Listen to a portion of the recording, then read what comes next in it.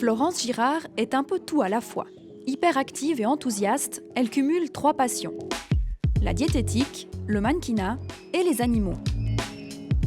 Nous la retrouvons à Comté dans son cabinet de conseil nutritionnel.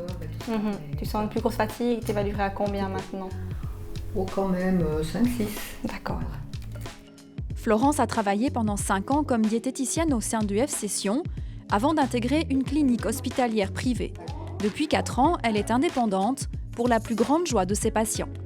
Comme Fabienne, qui a déjà perdu 26 kilos. Je trouve qu'elle est très sympathique, très à l'écoute, elle est très agréable. On a envie, en tout cas, de la rencontrer et de suivre son programme. On va vraiment s'intéresser à la personne dans son entier. On va écouter vraiment ses sensations, ses impressions, ses plaintes et on va vraiment tenir compte de tout.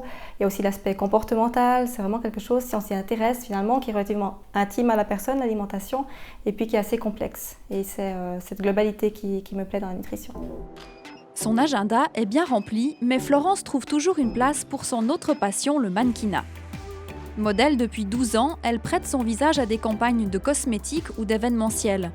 Son petit plus, ses mains, souvent mises en avant dans les shootings.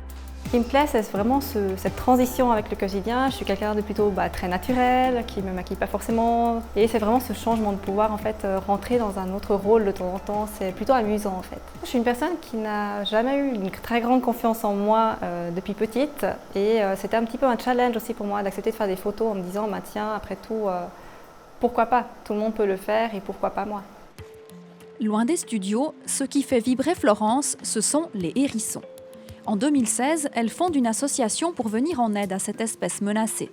Son but, recueillir les animaux souffrants et les placer en famille d'accueil. 300 hérissons ont déjà pu être sauvés. Le hérisson est un animal sauvage et il doit rester en tant que tel. Nous, les conditions pour être famille d'accueil, c'est bien sûr de respecter la vie de l'animal qui doit être le plus sauvage possible. Donc il en est hors de question de commencer à prendre les hérissons, de les cajoler, de les rendre domestiques, surtout pas. Le but, c'est vraiment de les soigner pour préserver l'espèce qui est en voie d'extinction et ensuite bien sûr de les relâcher dans la nature. Déjà bien occupée, Florence ne compte pourtant pas s'arrêter là. Un tout nouveau projet de centre de remise en forme avec son compagnon devrait voir le jour dans quelques mois.